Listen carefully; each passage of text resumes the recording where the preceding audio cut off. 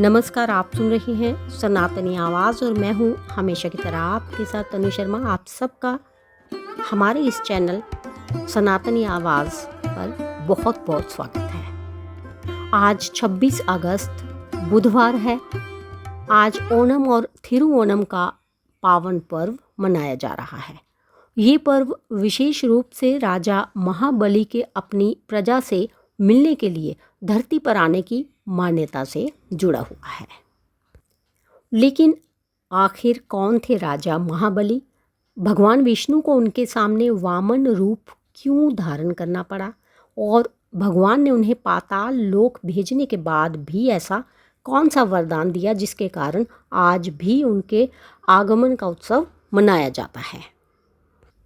आइए जानते हैं भगवान वामन और राजा महाबली की वह अद्भुत कथा जिसमें दान, धर्म, वचन और भगवान की लीला सब एक साथ दिखाई देते हैं। प्राचीन समय में असुर कुल में एक महान राजा हुए महाबली। वे प्रहलाद के पौत्र और विरोचन के पुत्र थे। वे अत्यंत शक्तिशाली और पराक्रमी थे, लेकिन साथ ही दानशीलता के लिए भी प्रसिद्ध थे। महाबली ने अपने पराक्रम से तीनों लोकों पर अपना अधिकार स्थापित कर लिया था। देवताओं की स्थिति कमज़ोर हो गई और देवराज इंद्र सहित अनेक देवता चिंतित हो उठे। तब देवताओं ने भगवान विष्णु की शरण ली। भगवान विष्णु ने देवताओं की सहायता के लिए अदिति के गर्भ से वामन रूप में अवतार लिया। वे एक छोटे तेजस्वी ब्राह्मण बालक के रूप में प्रकट हुए। उधर राजा महाबली एक महान यज्ञ कर रहे थे।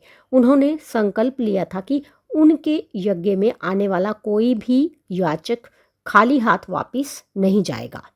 तभी भगवान वामन एक ब्राह्मण बालक के रूप में राजा महाबली के यज्ञ स्थल पर पहुंचे। उनके तेजस्वी स्वरूप को देखकर महाबली ने उनका आदर सत्कार किया और पूछा, हे ब्राह्मण कुमार, आप मुझसे क्या चाहते हैं? वामन भगवान ने कहा, मुझे केवल 3 पग भूमि चाहिए। महाबली को ये मांग बहुत छोटी लगी। उन्होंने कहा कि आप जितनी भूमि अपने 3 पगों में नाप सकें उतनी भूमि मैं आपको दे देता हूँ। लेकिन तभी महाबली के गुरु शुक्राचार्य ने पहचान लिया कि ये कोई साधारण ब्राह्मण बालक नहीं बल्कि स्वयं भगवान विष्णु हैं। उन्होंने महाबली को सावधान किया कि ये वामन रूप धारण करके आए भगवान हैं और इनकी लीला से तुम्हारा सब कुछ चला जाएगा। फिर भी महाबली अपने वचन से पीछे नहीं हटे। उन्होंने दान देने का संकल्प पूरा किया और जैसे ही वामन भगवान ने अपने विराट स्वरूप को प्रकट किया, उनका एक पग पृथ्वी पर और दूसरा पग स्वर्गलोक तक जा पहुंचा।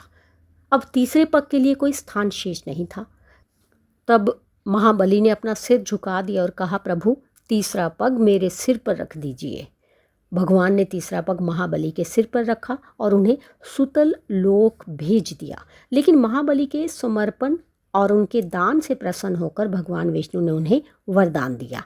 ओणम की परंपरा में इसी वरदान और महाबली के अपनी प्रजा से मिलने के लिए लौटने की मान्यता को विशेष महत्व दिया जाता है। इसी कारण थिरुवोणम के अवसर पर लोग राजा महाबली के स्वागत की भावना से घर सजाते हैं, फूलों से पुक्कलम बनाते हैं और उत्सव मनाते हैं। इस कथा का सबसे सुंदर संदेश यही है कि महाबली की महानता केवल उनके साम्राज्य और शक्ति में नहीं थी। उनकी महानता उनके दान और अपने वचन के प्रति निष्ठा में थी। भगवान वामन ने उनके साम्राज्य को उनसे ले लिया, लेकिन उनके समर्पण को सम्मान दिया। यही कारण है कि राजा महाबली आज भी केवल एक राजा के रूप में नहीं बल्कि दान और त्याग के प्रतीक के रूप में याद किए जाते हैं।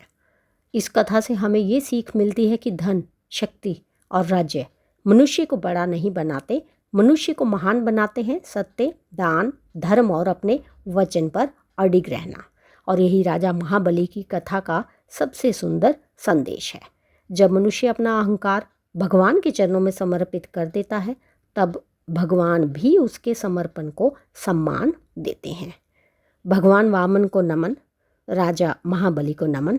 आप सभी को ओणम और थिरुवोणम की हार्दिक शुभकामनाएं। धन्यवाद।